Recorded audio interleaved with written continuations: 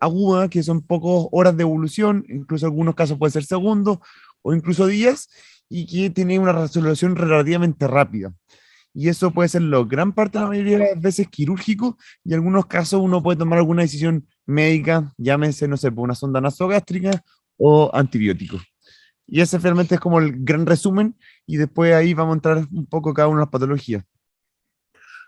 Un poco esta definición: dolor agudo y dolor crónico. Dolor crónico nosotros hablamos mayor a 6 meses, pero después dolor agudo es un espectro bien amplio. Entonces, algunos hablan de dolor incluso subagudo, que es un poco más prolongado, o dolores que en vías de prolongación. ¿Ya?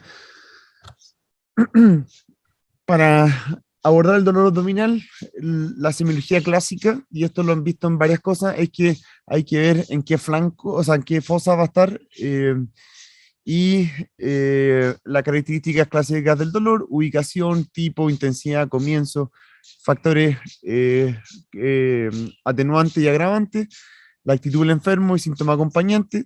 Aquí, por supuesto, súper importante: vómitos, deposiciones, ausencia de deposiciones, ictericia, como los principales. Hacer súper bien la anamnesis próxima, remota, hábitos fármacos, antecedentes familiares, y eso, abordarlo realmente por cuadrantes, como lo han hecho hasta ahora en semiología.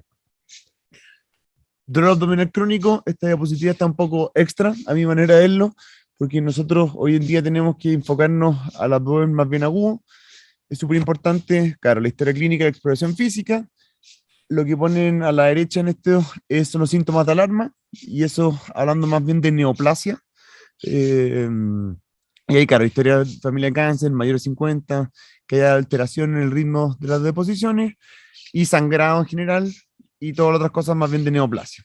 ¿Ya?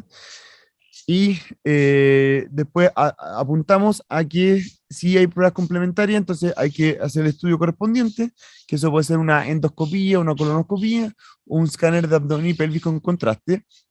Mientras que si es que no cumple los criterios de Roma 4, o sea, que no hay síntomas de alarma, hay que ver si es que tiene o no los criterios de Roma 4. Si es que sí, hay que ver si es que es síndrome de intestino irritable, y las pruebas complementarias según sospecha diagnóstica, y eso también es un grupo bastante amplio, pero no vamos a entrar ahora porque eso es dolor abdominal crónico. Diapositiva más o menos que se explica por sí sola, eh, pero es más o menos el algoritmo que ya le hemos estado enseñando cómo enfrentar a los pacientes. Ver si la enfermedad cuánto lleva de tiempo, y ver si aquí tiene síntomas de alarma o no, y en este caso, si es que cumple o no criterios de síndrome intestino irritable. Pruebas complementarias, esto sáquenle un pantallazo. Hay varias, y eso depende a lo que apunta cada uno. Eh, y eso tienen que ir según la historia, según la edad del paciente, según los síntomas que tenga. Yep. Abdomen agudo, que es lo que nos convoca hoy día. Está esta definición más o menos larga, pero el resumen es lo que dije yo antes: es que es un síndrome en que es un dolor abdominal de inicio agudo, y que tiene que tener una resolución relativamente urgente. ¿Ya? Entonces, el abdomen agudo es una entidad mórbida, multisindrómica, defensa aguda ante agresiones abdominales de muy distintas características. Entonces, mete finalmente en un saco varias cosas, especialmente, no sé, pues de las vesículas, del apéndice, del colon, y es una entidad multisindromática muy compleja, creadora de frecuentes situaciones de emergencia médica, causando el 10% de las consultas en servicio de urgencia y el mayor número de ingresos e intervenciones quirúrgicas. Las características conceptuales, en lo que va a venir ahora, son los 4 puntos siguientes, pero volver a insistir: es algo que duele el abdomen y tenemos que solucionarlo rápido, porque es grave. ¿Ya? Porque uno puede tener un dolor agudo, pero ese dolor agudo no necesariamente nosotros llamamos un abdomen agudo, ya que no es tan urgente de solucionar. Entonces, lo que comparte siempre dentro de la fisiopatología es que el abdomen agudo influye en el comportamiento peritoneal, compartimento, perdón, y con dolor abdominal como síntoma predominante. Desencadena fisiopatología intraabdominal y sistémica, evolutivamente grave y rápida, que le da gran potencialidad de producir muerte. Entonces, volvemos al punto: afecta al peritoneo, con dolor abdominal como síntoma predominante y es parte intraabdominal, pero después tiene un compromiso más bien sistémico y llega a ser tan grave que puede llegar a producir la muerte si es que no se soluciona rápido. Entonces, en el tercer punto, es necesario un diagnóstico y tratamiento temprano, pero es complejo ya que hay que tomar decisiones relativamente rápido. Suele requerir para ello tratamiento potencialmente quirúrgico, aunque no siempre sea este necesario. Tiene hartas cosas redundantes la diapositiva, pero ya me imagino que entienden la idea. Si tienen alguna pregunta, me interrumpen, ¿no? A todo esto. Fisiopatología, está toda esta parte que es más fome de todos los marcadores celulares y todo, que eso les queda más bien de tarea para la casa.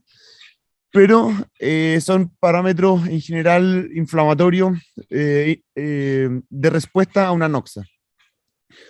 Entonces, en la fase de ataque, hablamos de este abdomen agudo peritonítico, esto debe ser como un español no latino, abdomen agudo traumático, abdomen agudo obstructivo y abdomen agudo vascular.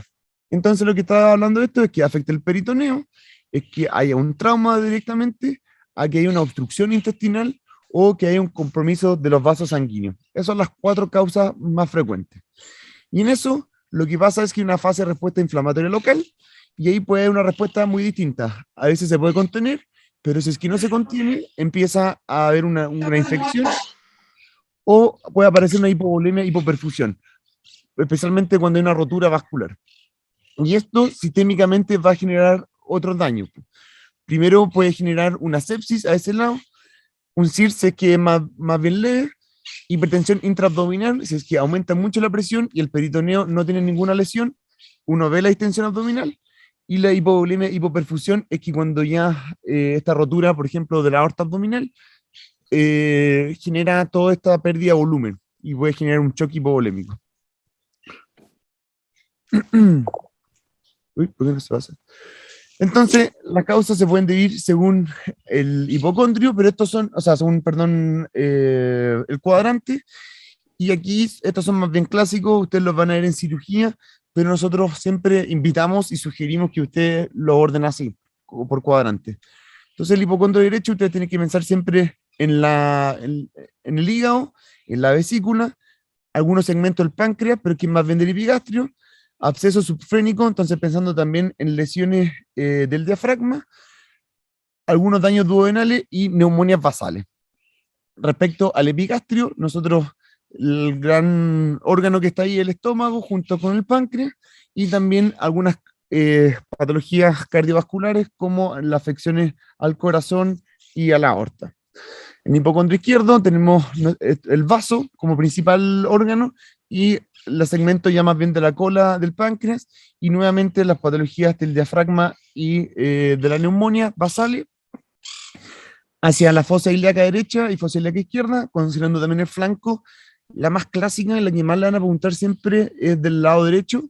Entonces la apendicitis aguda como gran foco, enfermedad inflamatoria intestinal, que como su grande estándar aquí está la colitis ulcerosa, la adenitis mesentérica, cólico renal, pielonefritis, salpingitis, endometriosis y embarazo ectópico, que son de ginecología, también son bilaterales. Entonces también puede presentarse hacia el lado izquierdo, que más o menos lo mismo que hemos visto. Y ese mesogastrio e hipogastrio, ahí también hay alguna diferencia. En mesogastrio, una gastroenteritis, aquí está incorrecto, no genera, aunque pareciera, no genera un abdomen agudo. Tiene que ser una infección súper especial, tiene que generar una perforación intestinal. Y la perforación intestinal es la que genera este cuadro de abdomen agudo.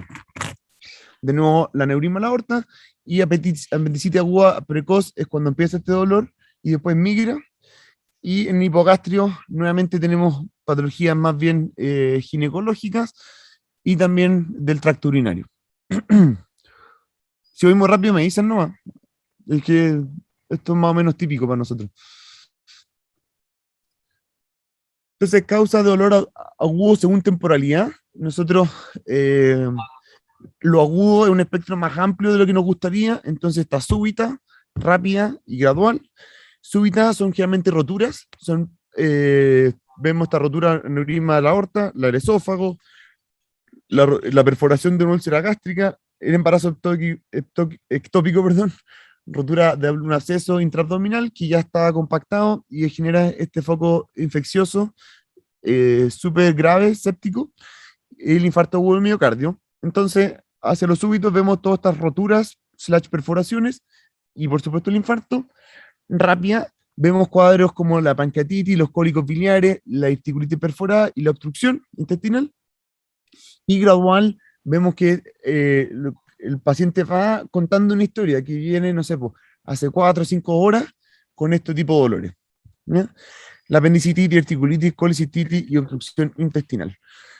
Entre rápida y gradual a veces se confunden, e incluso entre súbita y rápida también se confunden, pero es un poco el desafío a que pregunten ustedes cómo fue el inicio del cuadro y cuánto ha durado hasta ahora. Esta diapositiva es similar a un par anteriores. Queremos ver más o menos dónde está cada uno de los órganos y sus irradiaciones, que es cuando el paciente está en dorsal. Que la vesícula biliar y el riñón derecho se pueden sentir hacia derecha atrás. El diafragma, si es que está inervado, yo tengo una variante anatómica del diafragma, entonces cuando como muy rápido y mucho, me duelen los hombros bilateral. Y eso es por inervación del diafragma. Pero esos son algunos de ustedes puede que lo tengan.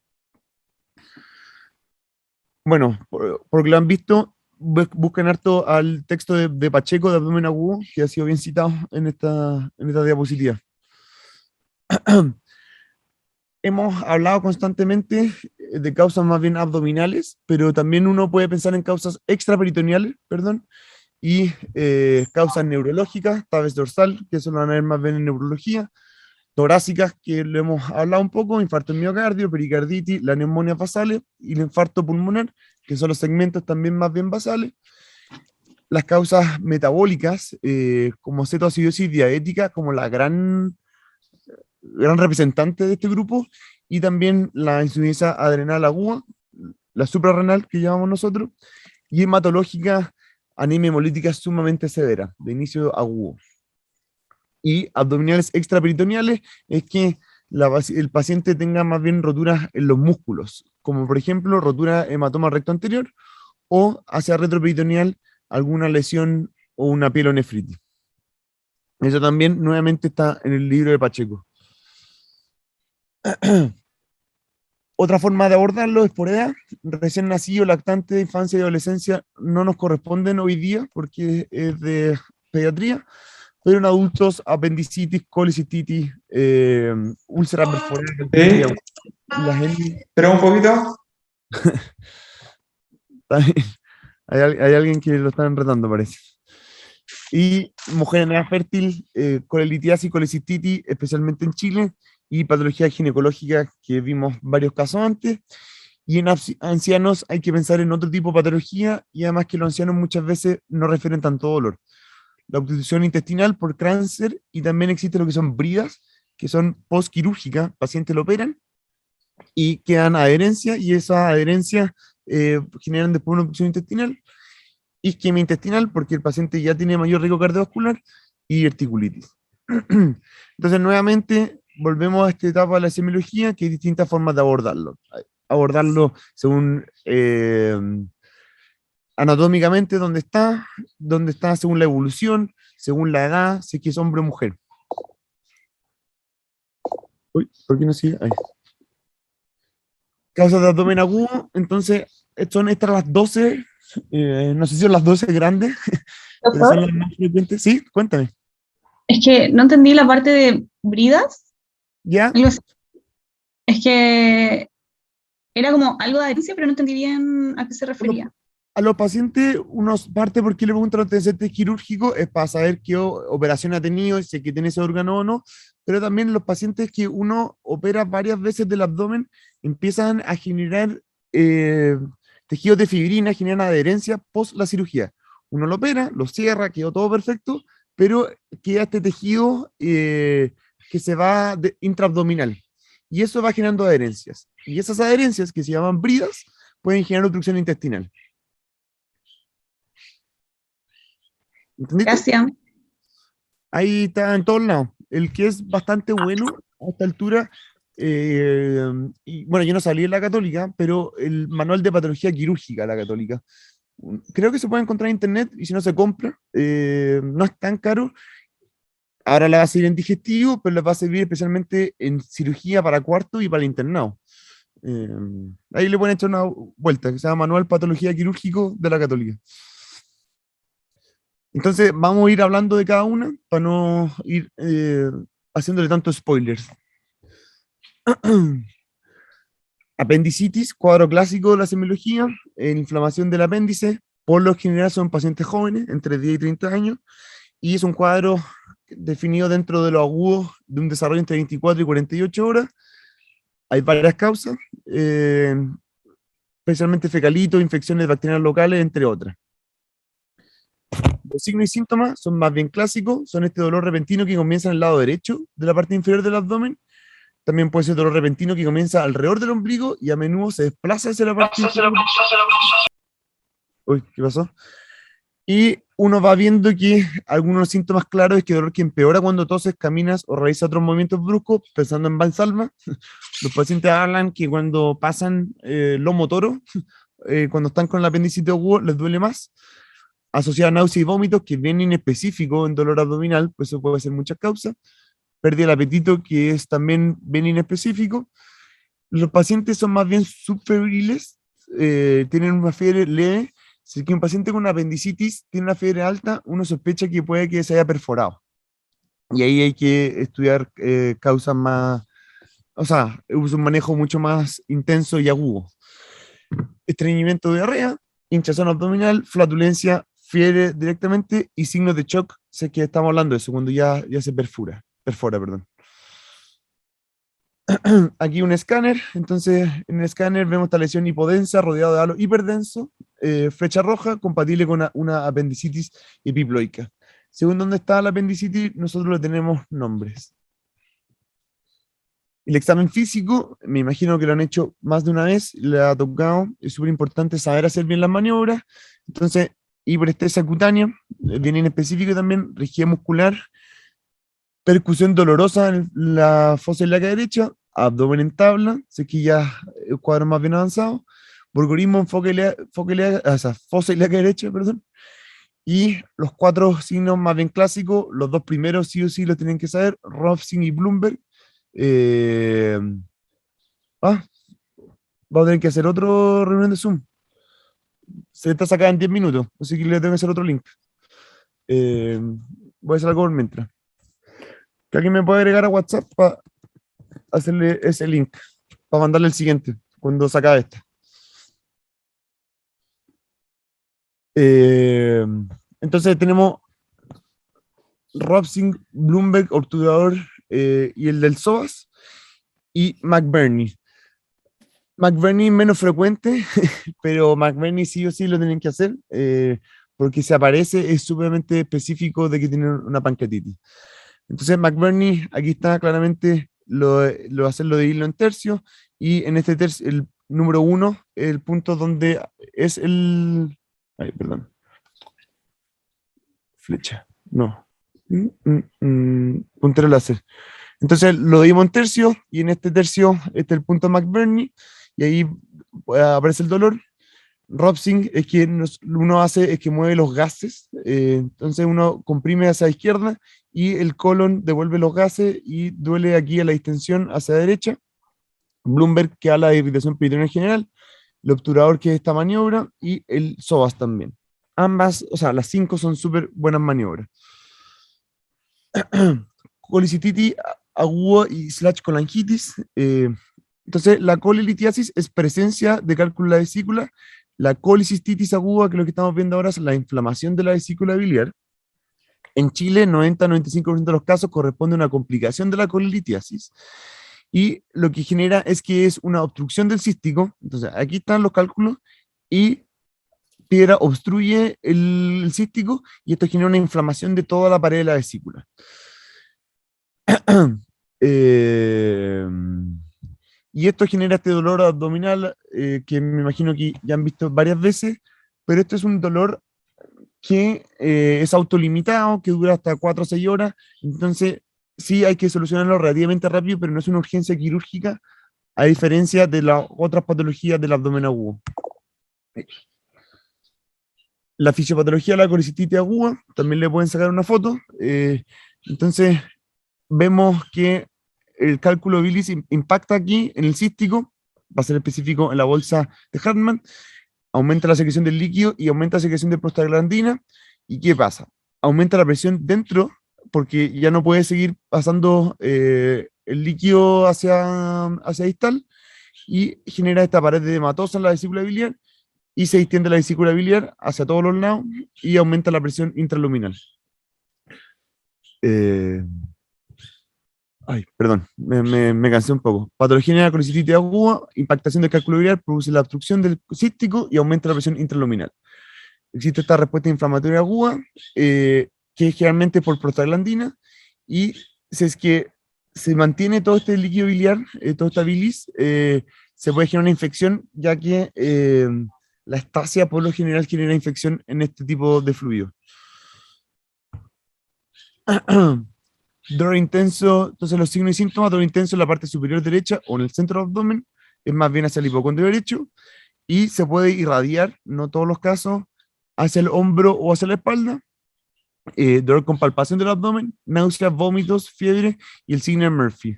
Entonces uno comprime en el hipocondrio derecho, en inspiración profunda, y si que duele es positivo. Existe incluso lo que se llama Murphy ecográfico, es que ya uno lo examina y todo, tiene la sospecha diagnóstica y uno le ve una ecografía. Y cuando el radiólogo pone el ecógrafo, le duele al paciente. Entonces, hablamos ahora de colicistitis aguda, que fue sobre la inflamación de la vesícula biliar. Si es que se infecta la vía biliar, genera esta colangitis aguda, que tiene esta triada clásica, que es dolor, fiebre e ictericia. Y si es que los pacientes ya llevan mucho más tiempo comprometidos, los pacientes entran en un shock, y eso incluye que el paciente está mucho más hipotenso e incluso se llega a comprometer de conciencia. No todos los pacientes con colangitis tienen la triada, pero si está la triada, lo más probable es que sí tenga una colangitis. Entonces, 90% de los cuadros de los pacientes tienen fiebre, 70% dolor abdominal, ictericia entre un 60 y 70%. Y esto es por la obstrucción de la vía biliar. Entonces aquí vemos que, por ejemplo, el cálculo está acá, y está todo el conducto biliar, y aquí se infecta. Pancreatitis aguda, me imagino que también lo van a ver aparte. Es una condición inflamatoria del páncreas que puede causar injuria local, síndrome de respuesta inflamatoria sistémica, que es lo que se llama un SIRS, falla orgánica e incluso muerte. La pancreatitis, hay que cumplir 2 de los 3 siguientes, que son el dolor abdominal característico, que es este dolor abdominal en faja, asociado a vómito, subfebril, y amilasa y o lipasa plasmática mayor a 3 veces del valor de referencia del laboratorio correspondiente, y evidencia más bien que radiológicas, imaginológicas de pancreatitis. Y nosotros en la clínica lo hacemos es que tomamos el escáner a las 48 o 72 horas desde que inició el cuadro. Entonces, por lo general, nosotros hacemos el diagnóstico con estos 2 primeros, y si aún nos queda la duda, 2 o 3 días después vamos a ver que en el escáner tiene signos de pancreatitis. En Chile, por lejos, la mayor causa es litiásica, la patología que estábamos viendo recién de la colilitiasis. Alcohólica está en agudo, pero también en pancreatitis crónica. Un aumento de los triglicéridos también puede generar esto. Post-ERCP, ERCP es un procedimiento para sacar el cálculo y para limpiar la vía biliar, y pese a eso, nosotros podemos generar lesiones, y esas lesiones hacen una inflamación del páncreas medicamentosa, que son varios fármacos, autoinmunes, hay cirrosis biliar primaria y colangitis esclerosante son las primeras, principales. También hay déficit de alfa-1 tripsina, pero eso es más raro. Traumática es que el paciente, o sea, una penetrante abdominal, una bala, tenga inflamación del páncreas. Profe, ¿Sí? ¿puede ir un poquito más lento, porfis? Ya, perdón. Gracias. Autoinmune puede ser cirrosis biliar primaria, pongan CVP y CE, que es colangitis fluorescente. Y también hay uno que se llama déficit de alfa-1 antitripsina, pero son rarísimos. Son causas así muy poco frecuentes. Si dicen litiásica y alcohólica, ya están muy avanzados. Y existe, en verdad, una tercera que aquí no lo pusieron, que es una causa idiopática, que es que no sabemos por qué es. Idiopático significa que no sabemos cuál es la causa. Y eso lo más probable es que son cálculos que no somos capaces de verlo en la ecografía. Doctor, ¿Sí? en esta, bueno, aparece idiopática al final de la diapo. Y Sí, lo otro, claro. eh, ¿esta etiología se refiere a pancreatitis netamente? Y estamos ahora, este es el tercer punto. El primero vimos Ya, apendicitis, segundo vimos patología biliar propiamente tal, como colicitis y colangitis, o sea, patología de la vesícula, perdón, claro. patología biliar, y ahora estamos hablando de pancreatitis. Ya, ok, gracias. Entonces ahí están los puntos. Infecciosas son varias. Eh, Le pueden sacar también fotos, también son causas aún menos frecuentes. Eh, Malformaciones en el esfínter Dobby, hay malformaciones propiamente tal del páncreas, también eso está en Google en todos lados. Idiopática, lo que me ayudó el compañero ahora, es que sí, son 25-30%, es que muchas veces, especialmente en Chile, es que no encontramos la etiología y algunos le echan la culpa a la genética, pero la genética indudablemente influye también en la patología litiásica. Entonces, la pancreatitis aguda se separa en dos grandes grupos. La pancreatitis intersticial, que es una pancreatitis más bien leve, y en esa son gran parte de las pancreatitis, por suerte. Y en eso, la falla orgánica, todo este sistema inflamatorio, esta respuesta inmune, es más bien corta y es una mortalidad súper baja. Y esto, la resolución de colección líquida o pseudoquiste y la resolución respecto al páncreas no hay mucho que hacer, y si es que es biliar hay que después operar la vesícula para no tener que reoperarla. A todo esto, ¿alguien me puede hablar por WhatsApp para hacer para hacer el nuevo Zoom? Porque se va a acabar pronto la clase.